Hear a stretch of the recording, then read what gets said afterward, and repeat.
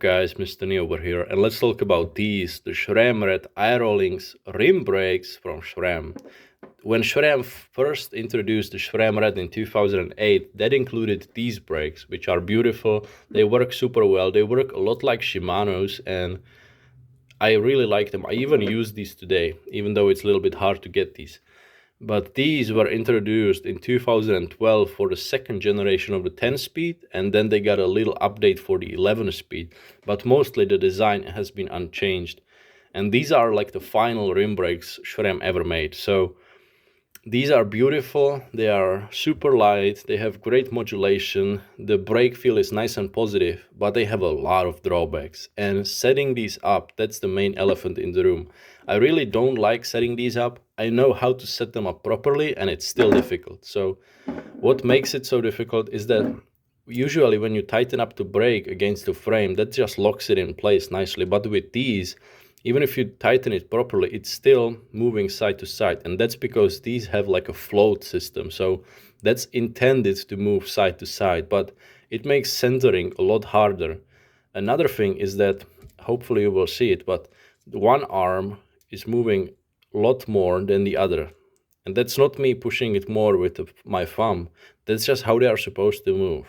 One arm is moving a lot more than the other. So centering them properly so they meet the rim, you need to be spot on with these. And because you can't tighten it against the frame fully, that means that you rely on this bolt right here, and you put a 13 mil spanner over it, and you twist the whole brake against the frame to make sure that you center it. And it can work, but it can also come loose a little bit, and it's just hard to keep them centered. It's a lot more maintenance compared to like some Shimano brakes that I like to use.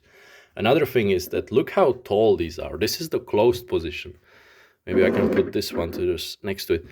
This is a lot taller, and this small, it's not even that much, but that's enough to make sure that the cable housing, especially on the rear brake, if it's coming out of your frame, that can either push on it or pull on it. And again, that messes up the centering real quick. So personally, when I'm using Sram like Red 22 shifting, I just use Shimano brakes, but it works fine for me.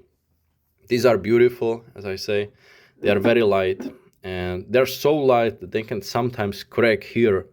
Let me zoom in on that, come on.